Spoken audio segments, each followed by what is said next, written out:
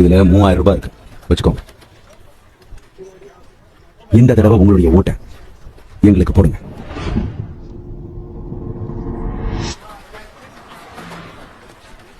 நம்ம அப்பா ஆட்சியில இதெல்லாம் பண்ண முடியாது. பணம் கொடுத்தா ஓட்டு தானே வரும்.